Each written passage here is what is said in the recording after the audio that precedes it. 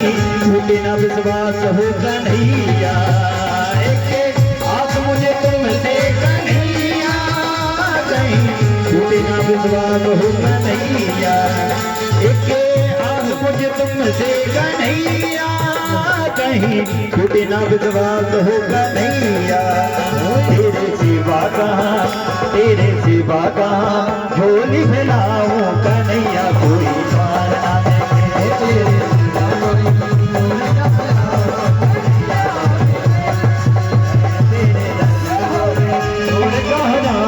कन्हैया, कोई पार ना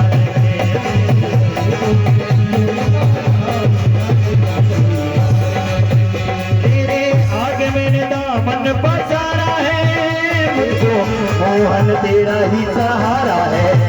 तेरे आगे मैंने दामन पसारा है, मुझको मोहन तेरा ही सहारा है, मुझको मोहन तेरा ही सहारा है, मुझको मोहन तेरा ही सहारा है। कहाँ जाऊँगा, कहाँ जाऊँगा, जाके कुछ पाऊँ कन्हैया, कोई पार ना देखे कन्हैया, कोई पार ना देखे तेरे दर्दों में और कहाँ जाऊँ कन्हैया, कोई पार ना देखे कन्हैया, कोई पार ना देखे। भक्त आए बन के सवाली है, तेरे दर से गया ना कोई खाली है। भक्त आए तेरे दर पे सवाली है, तेरे दर से गया ना कोई खाली है, तेरे दर से गया ना कोई खाली है, तेरे दर से गया ना कोई खाली है। कैसे गीत में निराश होके गाऊं, कैसे गीत में निराश होके गाऊं कन्हैया, कोई पार ना देखे तेरे दर्दों में छोड़ कर जाऊं कन्हैया, कोई पार ना देखे तेरे दर्दों में छोड़ कर जाऊं कन्हैया, कोई पार ना देखे तेरे दर्दों में छोड़ कर जाऊं कन्हैया, कोई पार ना कन्हैया, कोई पार ना देखे तेरे दर्दों में छोड़ कर जाऊं कन्हैया, कोई पार ना देखे। जय जय श्री राम, जय जय श्री राधे श्याम। इस प्रकार से जब ब्रह्मा जी ने बार बार जी से प्रार्थना की,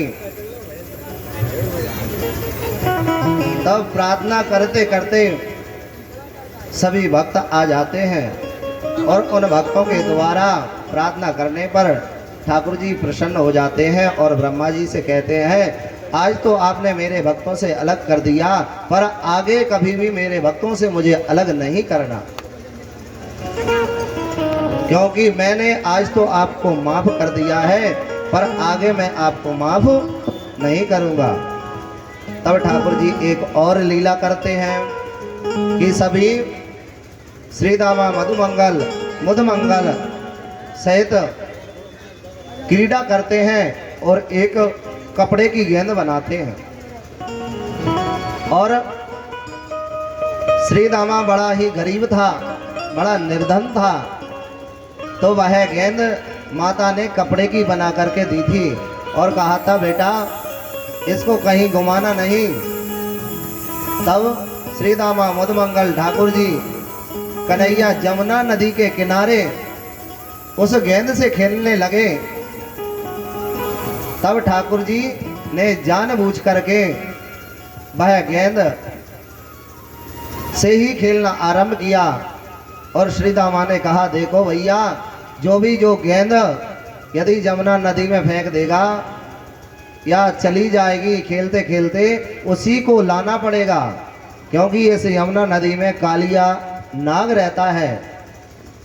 इस नदी में जो भी जाता है वह कालिया नाग खा जाता है, इसलिए ऐसा करना कि इस नदी में हमारी गेंद ना जाए। हमारी मैया ने बड़ी ही मुश्किल से यह गेंद बनाई है। और महाराज कुछ समय व्यतीत होता है, ठाकुर जी अपने ग्वालों के साथ वह गेंद से खेलते हैं और ठाकुर जी ने लेकर के वह गेंद जमुना में फेंक दी। जैसे ही ठाकुर जी ने वह गेंद जमुना में फेंकी, तब श्री दामा मुदमंगल ने कहा कि कन्हैया, हमारे खेल की शर्त थी कि जो गेंद को फेंकेगा वही उठा करके लाएगा, तो अब जाइए।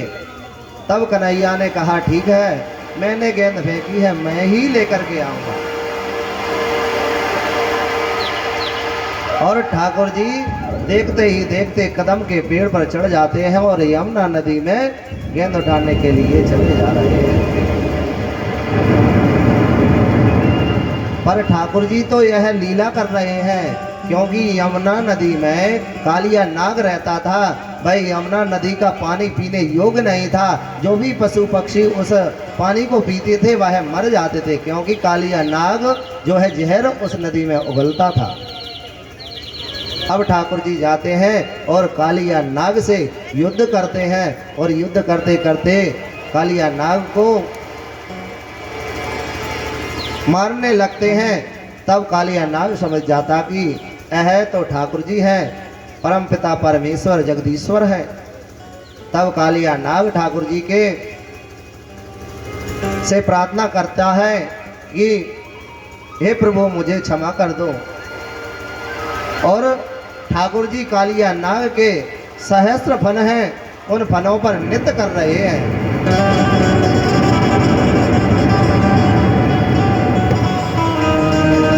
अब ठाकुर जी एक एक फन को चोट पहुंचाने लगे हैं।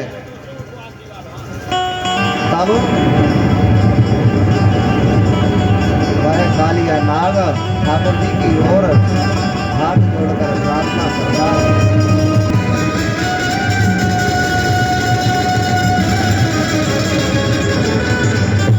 प्रार्थना करता है कि भगवान मुझे क्षमा कर दीजिए। तब ठाकुर जी ने कहा कि आप इस नदी को त्याग करके कहीं दूसरे स्थान पर जाइए, क्योंकि आपके कारण जो भी इस नदी का पानी पीता है, यमुना नदी का पानी पीता है, वह मर जाता है।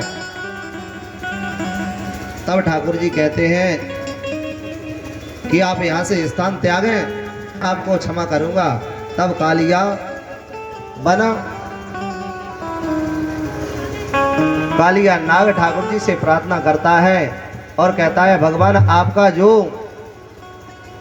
गरुड़ है, उस गरुड़ से मेरी पुरानी दुश्मनी है। यदि मैं बाहर निकलूंगा तो वह गरुड़ मुझको खा जाएगा। तब ठाकुर जी ने कहा कि आप निश्चिंत रहें, आज से आपको मेरा वाहन गरुड़ कभी परेशान नहीं करेगा। आप जाइए, क्योंकि आपके सिर पर मेरे चरणों के चिन्ह बना दिए हैं। इन चिन्हों को देख करके गरुड़ आपको नहीं सताएगा, पर आपको यह स्थान त्याग देना चाहिए। तब वह कालिया नाग वहां से उस नदी से चला जाता है। ठाकुर जी ऐसी लीला करते हैं। और महाराज ठाकुर जी एक और लीला करते हैं। दूसरा दिन होता है, ठाकुर जी को जितना भी समय मिलता है वह ठाकुर जी उतने समय में ही एक लीला कर देते हैं। और ठाकुर जी एक लीला करते हैं कैसी कि जो गोपिकाएं थी, जो ब्रज की स्त्रियां थी, वह यमुना नदी में अब स्नान करने के लिए जाया करती थी। और वहाँ ठाकुर जी ने देखा कि यह स्त्रियां गोपिका यमुना नदी में आकर के नग्न अवस्था में स्नान कर रही हैं, तो मुझे कुछ इनके साथ लीला करना चाहिए। तब ठाकुर जी जाते हैं और उन गोपिकाओं के वस्त्र हरण करके पेड़ पर बैठ जाते हैं। अब जैसे ही गोपिकाओं ने देखा कि हमारे वस्त्र कहीं दिखाई नहीं दे रहे हैं, तो इधर उधर देखती हैं तो कृष्ण कन्हैया ठाकुर जी उनके वस्त्र लेकर के पेड़ पर खड़े हुए हैं, पेड़ पर बैठे हुए हैं। तब वह गोपिका ठाकुर जी से प्रार्थना करती है, कन्हैया तुम सही नहीं कर रहे हो, गलत कार्य है। तब ठाकुर जी कहते हैं मैंने किया है वो गलत है और जो तुम कर रही वो सही है। आपने भी तो वरुण देव का अपमान किया है, सूर्य नारायण का अपमान किया है, जो जल में जीव रहते हैं उन सभी जीवों का है। मैं आपके वस्त्र ऐसे नहीं दूंगा। यदि आपको वस्त्र लेना है तो मुझे वचन दीजिए कि आज के बाद कभी भी नग्न अवस्था में स्नान नहीं करोगी। तब गोपिका कहती है, कन्हैया हम आपको वचन देते हैं, आज से हम कभी भी किसी भी तालाब बावड़ी में नग्न अवस्था में स्नान नहीं करेंगे। क्योंकि महाराज सबसे पहले हम नग्न अवस्था में स्नान करते हैं तो वरुण देव का अपमान करते हैं, फिर दूसरा सूर्य नारायण का अपमान करते हैं, और तीसरा जो जल में जीव रहते हैं उन सभी जीवों का अपमान करते हैं। तब ठाकुर जी ने एक लीला की। ठाकुर जी माखन की लीला करते हैं। एक दिन महाराज सभी गोपिका मथुरा नगरी जा रही थी और महाराज कंस को कर देने के लिए जा रही थी। कैसा कर? कर यानी कर्ज। हम यदि गांव छोड़ करके सिटी में आते हैं और गांव में हमारी जमीन है तो उसका जमीन का हमको टैक्स भरना होता है, मकान का टैक्स भरना होता है, हम लाइट जलाते हैं तो उसका बिल चुकाना पड़ता है।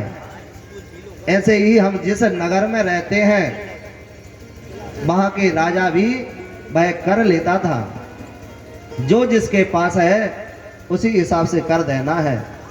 अब ब्रजवासियों के पास तो महाराज मक्खन के अलावा, गाय के अलावा कुछ और था ही नहीं। तो वह सभी गोपिका एक बार मथुरा कर देने के लिए गई।